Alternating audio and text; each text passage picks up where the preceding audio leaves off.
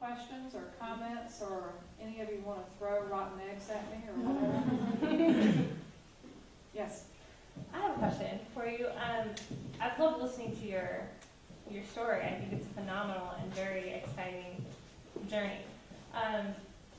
You've talked a lot about obviously the very career milestones coming along with this. I'm curious, on the social side of things with your family, if it's not too personal, what was like one of the hardest things you had to deal with, and how did you deal with it? I'm trying to balance your family with your amazing career. Yeah, I think that's a very close to home question, because as a professor at Rutgers and at Cincinnati, I ran groups for women students who were being besieged by husbands. Why are you doing this? How can you leave us? Why aren't you paying attention to what you're supposed to be doing? And they were feeling enormous guilt for wanting to pursue a career and pursue their doctorates. So I was able to help them. But I think the toughest personal point was at the point we had adopted our son, I was married, my mother was retiring, moving in with us. So all of that coming together, which was during the Cincinnati years. But every time you add another dimension, you add that much more complexity. And so it's one thing if you carve out time for a husband and yourself and work. It's another if you carve out time, you add a child, and now you carve out time and you add elderly parent. So learning to manage the complexities and be sure there's good quality with every one of those dimensions is really tough. But that's where you get into the contingency planning for contingency planning, 3 or 4 levels deep. So that was the toughest. You just have to keep your priorities in order. You have to be sure what's on first. Janet, that's good timing. Yes? Something I've kind of heard in your presentation, that the importance of mentors at turning points. And I heard several times there was a mentor there for you. I just wonder if, when you look at significant changes in your career path, you find yourself a mentor to facilitate that change. I think, in all honesty, the mentors, with the exception of Chuck Perry, were more laying the foundation for me to do what I wanted to do. Chuck was a mentor in that way, but also relative to trying to get me to run for governor, trying to get me to be president of FIU, a number of things which were not in my dream, they were in his dream. So being able to keep straight my priorities versus a mentor's priorities. I mean, for example, Cheryl never was shoving me to Rutgers. She was not doing that, but Chuck was trying to, in his own way, expand my horizons, not only in terms of career, but also by that time I was divorced, also in terms of who I should be dating. So that got ridiculously funny at one point. So, mentors are critical to the foundation. Now, in today's world, mentors are critical to getting positions, because certainly in higher ed search has become such that unless you're nominated by someone, many search committees won't even look at you. Once you become a dean, you're at the dean's level and up. So it's really important, because candidates come from ad responses, meaning I think I'm qualified, so I'll apply, nominations, third-party endorsement, and our market outreach, and we'll talk with about 500 to 700 people per search. So the nomination, which is coming from mentors for the most part, is really critically important. And I think today, some call it mentoring, some call it sponsoring, but it's a very important role. It has developed into that kind of role, in addition to laying the foundation and helping create your whole career. Did that answer your question? Yeah, just reflecting, as a faculty member, playing the mentor role, and I heard your perspective of the receiver of mentorships. How you profited from them. Yeah, and I think from the other end, I was a mentor to Barbara, who started her own search firm. I was a mentor to Betty and a faculty member with both of these women, who now is a partner with me in our firm. So it comes full circle. Comes full circle. Cheryl? This is the infamous Cheryl. Do many people in your business, do many of them come from counseling backgrounds as you have? No, some of them do not even have advanced degrees.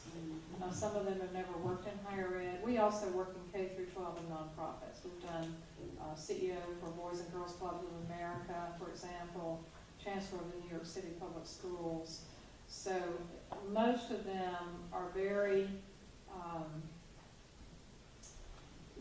they're very tactical in looking at it as a this. We're more at the strategic level and forming long-term relationships with people. We've done at some universities, we've done as many as 30 searches. So, for example, when we go into FIU, they rely on me to continue the legacy of how FIU got started and to tell people. So it's just really interesting watching how, again, it comes full circle.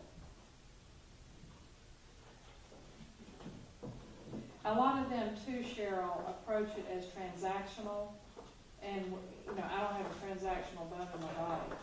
So it's just more at the strategic level. Thanks, Janet. Janet and I had a signal. First call meant tea with half a thing of honey in it. Thank you, Janet. So I saw another hand there. Yes? In terms of your confidence, would you say that your early experience working is what that created for you? That's a really interesting question. I think one piece comes from learning from mistakes and being willing to be open to learning from mistakes. But I have to say that I think that you're also on target with just being put out there and, learning from hanging tobacco in a stupid barn to explaining, trying to understand why a woman who wanted to buy a black slip wouldn't buy a white slip because she thought you had to wash the white ones more often. I mean, just learning about people, learning about things, learning life lessons from people you interact with. Even today, some of the universities we go into, watching the local TV station, it's a real step back in time. And I have to constantly remind myself that I'm dealing with people at Harvard, I'm dealing with people at a community college, at a small high school, and very rural, very urban. This is an America with many different faces. And it's not always what we say in Northern Virginia, which is 2 miles from D.C., so it's literally, Old Town Alexandria up there. We're within the Beltway. There's a within the Beltway mentality. That's not the rest of America. So you have to constantly have that reminder. And quite frankly, I think it makes you humble. It keeps you humble. Anyone else? Jim? I have one. You discussed with the first question about balance and family issues. From your perspective, have the issues that women face today, are they the same as they were? Have they evolved? Where are we with women's issues in leadership and higher education? Because most of our students are women. How have things changed? Well, there's slow progress in higher ed. And when you take apart data on faculty, there's some academic specialties that have actually not moved forward, they've slipped backwards. There's some administrative areas where that's happened the same. We have, over the past 5 years, we track data on placements.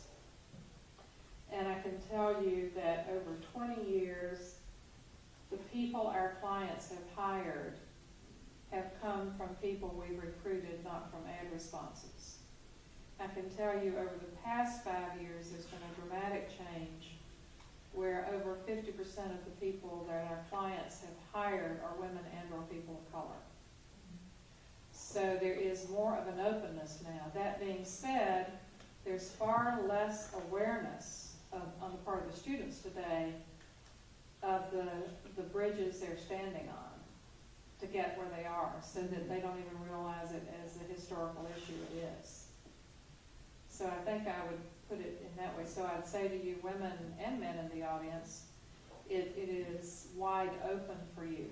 There are not limitations. The only limitations you're going to have in life, and I really believe this, are those you place on yourself.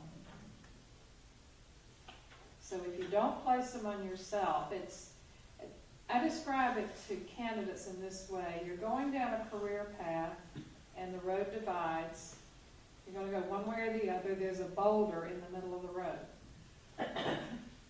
Your job is to figure out how to plow around that boulder, or how to move that boulder out of the way, and then decide which path you want to go down. So when I became a president, the options were be a visiting faculty member at Harvard at the B School in organizational behavior, organizational development, or be a president. So I went down that path. So that there are paths you're going to have. Do I stay in K through 12 or do I go into higher ed? Well, after getting shot at, I went into higher ed. So, you know, there are paths, and sometimes your decision making is rational and sometimes it's not. Getting shot at is no reason to leave K through 12. It felt like it at the time, you know, when I was, 27 years old, 26 years old. But it's not a real reason to leave K through 12. It's a reason to not go to homes, perhaps, but that's another, leave that to the social workers. So, Jim. Well, thank you very much. Appreciate all of your